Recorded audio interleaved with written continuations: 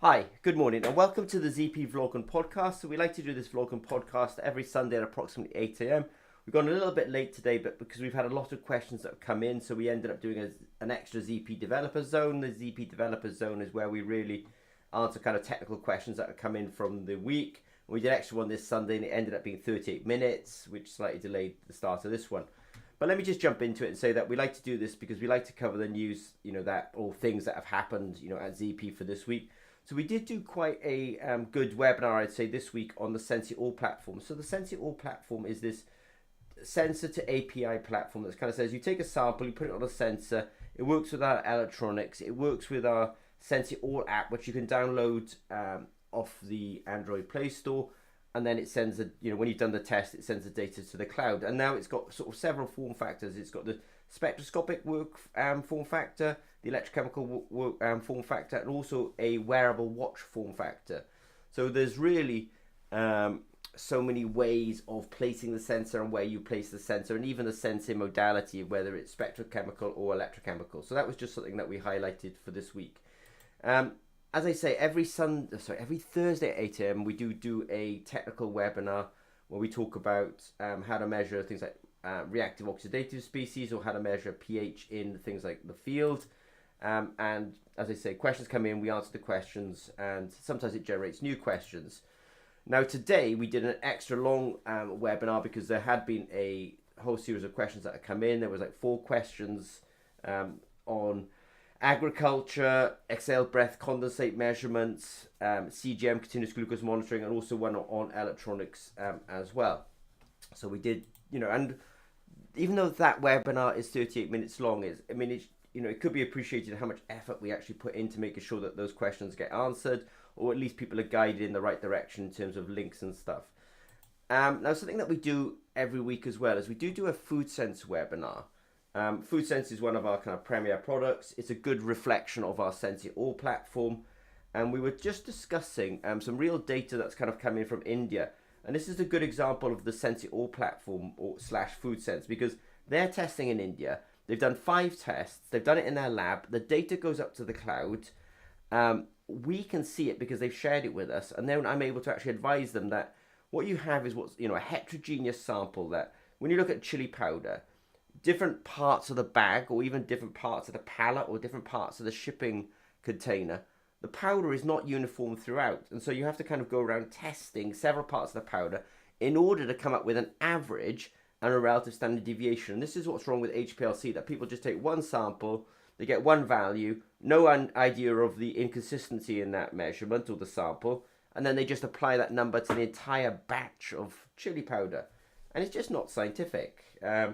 It's just really kind of doing an exercise for the sake of doing an exercise and getting a bit of a rubber stamp on it. So we did talk about sampling in heterogeneous samples, and even though I talked about chili, you could also apply that to soil, for example, as well. Something that's quite close to our hearts really is calibration-free pH sensing. So this is the most measured pH parameter in the world the most measured chemical parameter in the world is actually pH. And one of the biggest problems with pH at the moment is actually the calibration nature of it. And so we have gone calibration-free, a calibration-free technology. And I think that will make a significant difference to the ease of use of pH sensing, and also for continuous measurement as well. So we did put some notes out about that this week as well. I know you can hear me talking very fast. Definitely have a lot to kind of cover. And as I say, we've already done a workshop this morning, or a webinar this morning as well. Something else that's quite close to us at ZP, we've been really working on potassium sensors almost from day one. So we're kind of quite matured on the potassium sensors. And I think, unfortunately, there's a lot of people undergoing who have kidney problems and then have to undergo dialysis. And at ZP, we're sort of saying, look, we've actually got quite a good platform for potassium sensing. There is a gap still to be closed by entrepreneurs, which is, what's the application, what's the business model, how to kind of get that sample of blood for the potassium sensing. Because when you kind of prick the finger, you can end up bursting cells, which can end up releasing extra potassium. So you do have to be very careful with that sampling.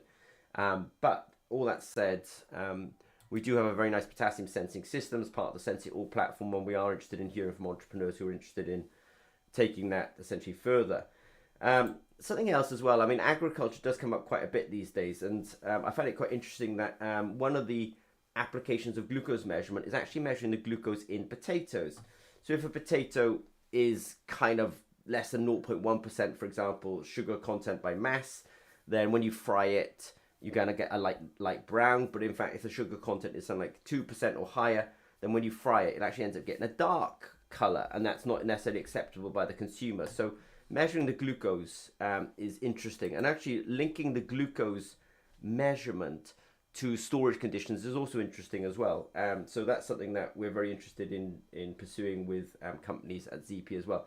The measurement of glucose, but not necessarily in veterinary or human, which we are quite involved with, but actually also in food production as well. I think it's another sort of, unfortunately, there's a lot of toxicology that goes on in the world, and one of the kind of causes of this toxicology, at least in the home, is actually acetaminophen.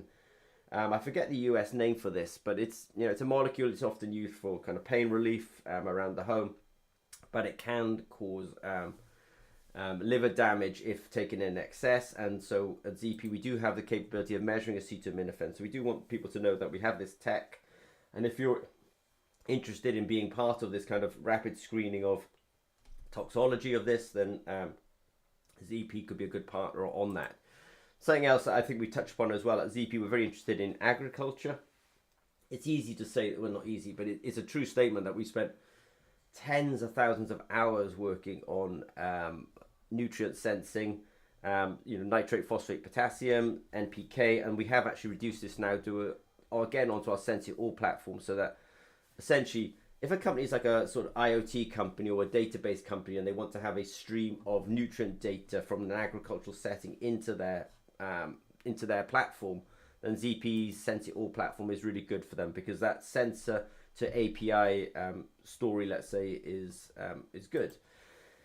We are having a dedicated webinar on Monday at 8 a.m. London time, which will actually talk about the pH measurement in soil. So if people are interested in attending that, then I would obviously recommend coming. So in summary, ZP, we've had a busy week. A lot of it has involved Sensi All. A lot of it has involved answering technical questions that come in from the week. And I think that's the way to finish it. If you've got questions, either commercial or technical, and you want ZP to answer them, please don't hesitate to contact us. And don't forget that, today we did a 38-minute webinar for questions that came in, but you can also appreciate the hours that goes into actually preparing that kind of material. So if you've got any questions, please don't hesitate to reach out to us. Okay, thanks very much.